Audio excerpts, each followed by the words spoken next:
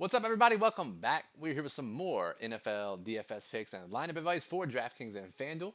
This time for Week 14, the single game showdown slate on Monday Night Football between the Cincinnati Bengals and the Dallas Cowboys. Welcome, I'm Brian Jester, co-founder here at Occupy Fantasy, single game $1 million winner.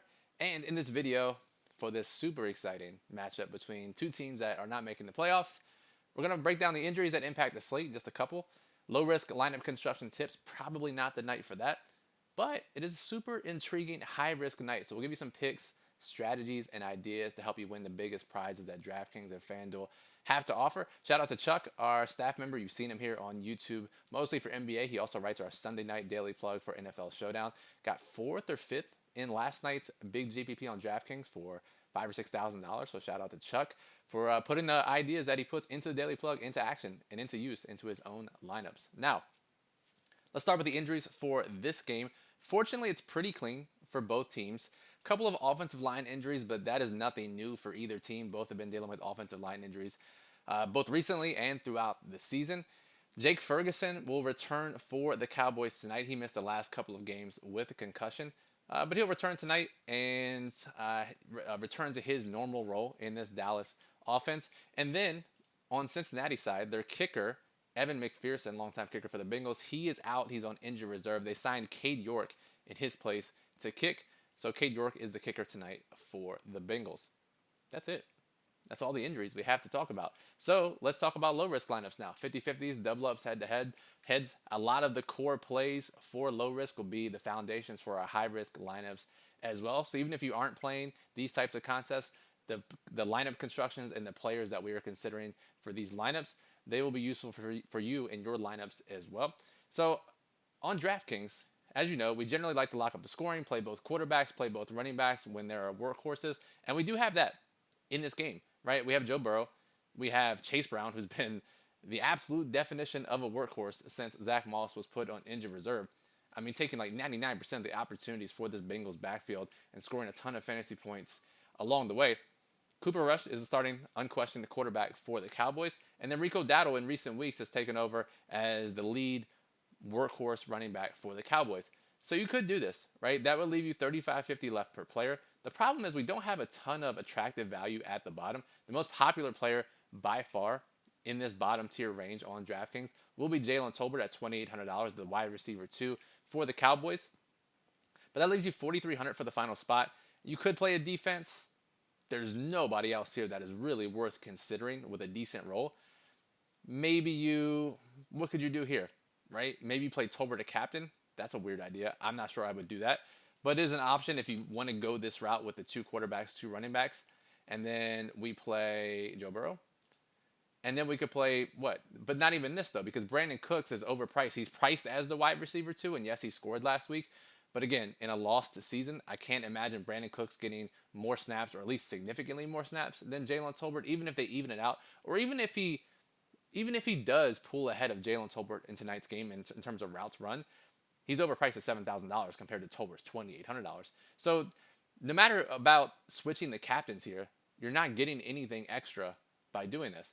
So what the field is going to do in low risk lineups and what raw median projections tell you to do for this game is to play 4 Bengals, the 4 main Bengals. So let's go Burrow, Jamar Chase, Chase Brown, T. Higgins, $1,850 left per player. Is this the route we want to go? Let me double check here. Yeah, so $1,850. Then you play the most popular value below 1K is going to be Hunter Lepke, who ran like 20 plus routes last week. He's their 3rd down back, has been mixing in more and more on passing downs as the season goes on. At least $3,300 left per player, and then you can play Jalen Tolbert if you want, and then you can depend on the captain you want to go. So a 4-2 stack, 4 Bengals, 2 Cowboys. And again, the field and projections are expecting Cincinnati to roll in this game. They're expecting Cincinnati players to be way more valuable. We'll talk about why that may not be the case in the high-risk section of this show. But I think this is the route to go if you want to play low-risk contests. It feels bad to me because you're leaving out the opposing running back and the opposing quarterback in a game where their team is only 5.5-point underdogs at home. So I really don't think this is a night for low-risk contests. But if you're looking at core plays for this game on DraftKings, it's both quarterbacks, both running backs. It's obviously Jamar Chase and T. Higgins. And then it's Hunter Lepke and Jalen Tolbert as the obvious values to help you fit in those studs at the top. Now, FanDuel, it's actually much different. And I was talking with Jack this morning, actually, the architect of our lineup builder. You see him on the short slate videos here on YouTube. And the FanDuel pricing has caused more and more two quarterback lineups to be optimal because they're pricing these guys lower and lower than they ever have before. And that is evident in tonight's slate, where if you've seen even earlier in the season, and especially if you've been a fan of this channel for the past couple of years, you know how hard it's been to build low-risk lineups on FanDuel where you put in both quarterbacks, both running backs, because they price everyone up so much. But if you look tonight, if you play Burrow, and then you drop all the way down to Chase Brown, Cooper Rush, Rico Dowdle, Rush is 11.5. Dowdle is 11. I mean, these are full-time quarterbacks and running backs that are in the 11K price range. That leaves you 10,500 left per player. You could play Cooks, Ferguson, or Cade York here and have a very solid low-risk lineup. Yes, it's leaving out Jamar Chase, and yes, it's leaving out T. Higgins, but they are more expensive compared to their projections and the scoring system here compared to over at the DraftKings. Let's just compare really quickly the highest price and lowest price guys on the slate. So it's Chase, Burrow, Lamb, Higgins, Brown, Rush, Dowdle, right? We go over to DraftKings. It's Chase, Lamb, Burrow, Brown, Higgins, Dowdle, Rush, and it is roughly the same as it is on FanDuel. However, because of the 6 roster spots and because of the salary cap multiplier at captain, the difference isn't as dramatic on DraftKings as it is over on FanDuel. So it is something to think about here, and especially you have the extra $10,000 on FanDuel to work with, $60,000 compared to $50,000 here on DraftKings. So while the pricing in this order is roughly the same, the dynamics of the pricing and the salaries make it much more different in terms of construction. So much different on both sites tonight. So you can actually play the typical strategy. And if you look at median projections, sometimes our 2 quarterback, 2 running back strategy doesn't line up with what median projections are telling us for low risk lineups. And that's generally where we have our edge. But median projections actually align with this strategy tonight on FanDuel. So that's how we know it is the best possible lineup to play on FanDuel. So both quarterbacks, both running backs, and then the kicker or 10K player of your choice. All right, let's transition to high risk contest, which I think is the more interesting contest type to play tonight. Now, as I said, the field is going to build Cincinnati heavy tonight. A large majority of the lineups in your contest will be 5 Bengals, 1 Cowboy, 4 Bengals, 2 Cowboys, and then to a lesser extent, 3 Bengals, 3 Cowboys with a Bengal at captain. Very few lineups, no matter which size contest you play tonight, whether it's small field GPPs or the largest GPPs, and especially on both sites, are going to have 5 Cowboys and a Bengal, 4 Cowboys and a Bengal, 3-3 with a Cowboys captain. So that automatically to me, and generally when we have that dynamic, we just say automatically play that. And there may not be a great subjective or situational reason to do that. It's just we're playing for game theory reasons. However, tonight, neither one of these teams have much to play for. Yes, Cincinnati has like a 1% chance of making the playoffs. I'm sure they'll play hard. But both teams have bad defenses. It's really tough to get up for this game if you're a Bengals player after the last couple of weeks, how they've gone, and your season has gone down the drains. Cowboys, what are they playing for?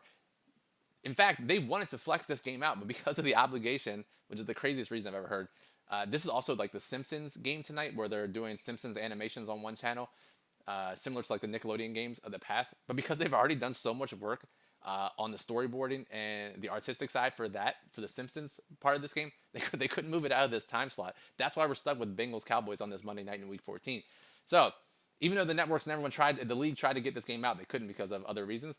It tells you that neither team has much to play for. So when that happens, we get crazy, crazy outcomes. I mean, just look at Week 14, 15, 16, 17, 18 of recent years, and teams that are eliminated from the playoffs, you get some crazy outcomes. So there's no reason to believe that Cincinnati should be by far favored in terms of lineup constructions on this slate. So number one angle for tonight's high-risk contest, play multiple Cowboys in your lineup.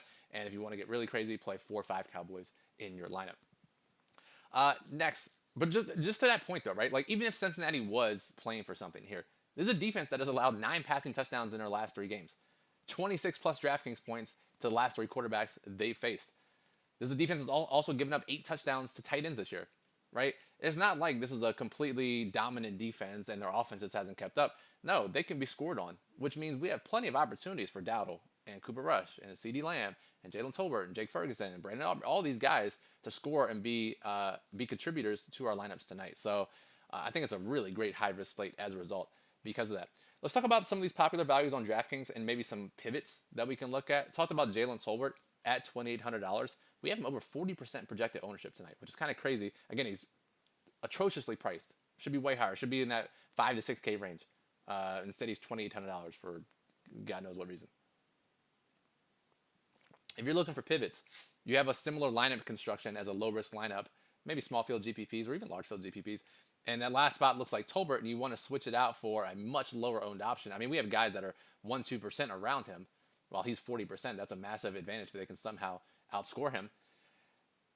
Kevontae Turpin, yes, running way less routes, but getting more targets in some cases, getting more high-value targets, getting designed looks.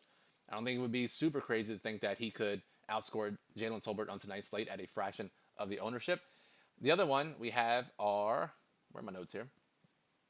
Khalil Herbert is right above him, or right below him at $2,400.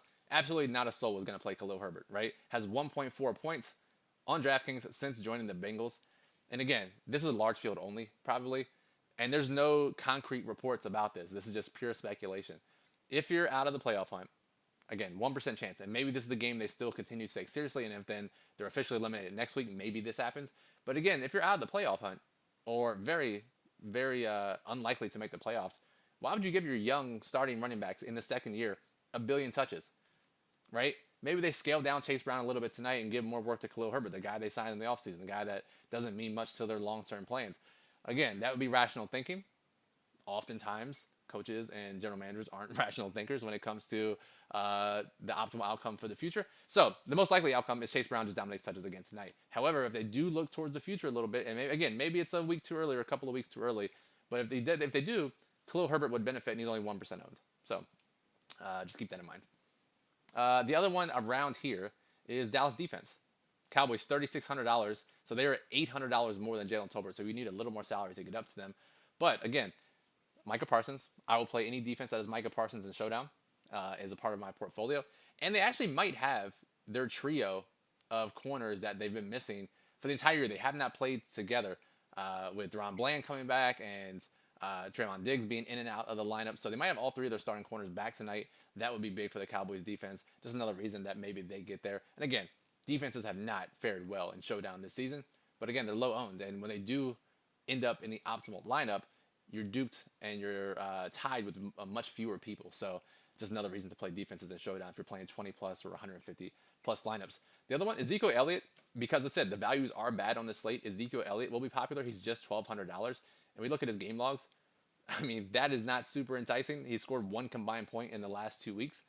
But because he gets touches and he's on the field, he'll be somewhat popular in this range. And again, not crazy popular. I think we have him at 12 to 15%. But if you don't want to play that, you want to play a player around him. The Cincinnati tight ends are right above him. Drew Sample, Tanner Hudson. We know Tanner Hudson, when he gets on the field, he catches passes, and he's actually talented. Drew Sample has run more routes than Tanner Hudson over the past couple of games for the Bengals. He's probably the preferred choice, but both these guys are in play as a half of the ownership of Ezekiel Elliott. So another pivot we can make. And finally, if you don't want to play Hunter Lepke, and this is probably a large field play only, Lepke is going to project better than everyone in this range. But Jermaine Burton, if we're looking towards the future for the Bengals, I assume he made all the meetings this week and showed up to the game on time, or will show up to the game on time. But Jermaine Burton, incredibly talented. I would want to see what he can do, especially if Higgins is going to walk after this year. Don't we want to see what Burton looks like in a full-time role or in a more focused role? Again, maybe it's not tonight, but I'm willing to take chances a week early in Showdown when it comes to players like this. So Jermaine Burton, 1-2% owned. We know he's talented. We know that they had a game plan to feature him just a couple of weeks ago when Higgins was out of the lineup. So I think it's possible that he gets a couple more routes, a couple more touches than he has in previous weeks, just based on where Cincinnati is during their season. All right, finally, let's talk and hit on some captain and MVP notes, who will be popular, who won't be. Now, on DraftKings, Chase Brown, Joe Burrow, Jamar Chase, rightfully will be the most popular captains. Understandable. They project the best. They have performed the best generally. T. Higgins, we have around 10% as the fourth most popular captain. Higgins has outperformed Chase in a decent chunk of the games they've played in together so far this season. So T. Higgins, we know, has a monster ceiling. So T. Higgins, and maybe he ends up a little more higher owned as the industry catches up to this dynamic throughout the day. But Higgins, you got to love as a pivot from the other three popular Bengals captains on DraftKings. And then finally, if we're playing the Dallas competes angle, CeeDee Lamb, 10%, Cooper Rush, 6%, Rico Dowdle as a workhorse running back, 6%. All these guys are in play at a third of the ownership, a quarter of the ownership of Chase, Burrow, and Brown. Again, you look at projections, you look at what lineup builders and optimizers will tell you. They will tell you to build Cincinnati heavy. We just got to use our brain a little bit here and understand that this game does not mean much for both teams, and anything can happen, and we should be more willing to bump up Dallas players in our projections or set rules in our builder to not build as many Cincinnati heavy lineups. We have a big chance to get unique here and get different from the field if we look at it situationally, because most projection systems will not do that. And on FanDuel, rightfully so, again, rightfully based on projections, Chase Burrow and Chase Brown, Jamar Chase, Joe Burrow, and Chase Brown, 75% combined MVP projected ownership for tonight. Again, that's probably right in a normal environment. I'm not sure it's right tonight. That means we get Higgins under 10%, and we get all the Dallas guys under 10%. Very easy plan tonight to get different. Now, FanDuel and DraftKings, when we make 20 plus lineups, we make 150 plus lineups for large field GPPs. We have to balance out our captain exposures. Do we want to go all in on Chase, Burrow, and Brown? I don't think it's a bad option if you're good at making lineups that feature popular captains. What you have to do is go through and look at all the low-owned plays at Flex, how many you can mix in, how comfortable you are with those guys, how you can build relatively unique or less duplicated lineups with popular captains, or you don't like the low-owned plays tonight as much in Flex. That means you play Lamb, you play other Cowboys, you play T. Higgins, you play some of these other mid-range captains on DraftKings. That's your differentiator, and you don't have to play as many low-owned guys in your flex spot. So really, it's up to you. I really think, to me, playing the low-owned captains is a great, great angle tonight. And again, a really good chance to get different. Now, our daily plug will be out later this afternoon. Our writer Bismo does a fantastic job. He'll put together some slate notes, his personal rankings, and then most importantly, lineup construction tips for specific contests on DraftKings and FanDuel. I go through kind of high level here for both sites and different contests, but he dives down deep into the best possible way to play each type of contest on DraftKings and FanDuel. You don't want to miss it. It's a written article, OccupyFantasy.com. That's up this afternoon. Link is in the description. Our Occupy model, I've referenced projected ownership a lot so far. That'll be updated throughout the day on our model as well as our lineup builder. And if you want to build Dallas heavy lineups or limit the number of Bengals in your lineups, you can very easily do that in our lineup builder. It's a very simple setting. You don't have to get too into the nitty gritty of the lineup builder. Very simple setting if that's the route you want to go. So make sure you check that out. As well, allows you to build up to 300 lineups for tonight's showdown slate. Subscribe to the channel here on YouTube. Again, I've said this the past couple of videos. We get a really weird schedule the next few weeks as we get a Monday 2-gamer coming up. We get Saturday slates. We got a Christmas slate on a Wednesday.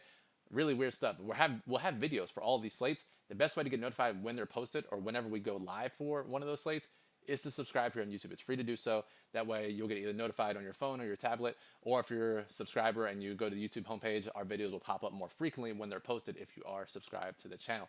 So give us a thumbs up, and any questions, comment on the video. I will happily answer them before the slate lives at 8:15 p.m. Eastern tonight. So Brian from Occupy, thank you for listening as always, and good luck, and try to enjoy. Maybe just go watch the Simpsons version of the Bengals and Cowboys showdown slate tonight. Good luck.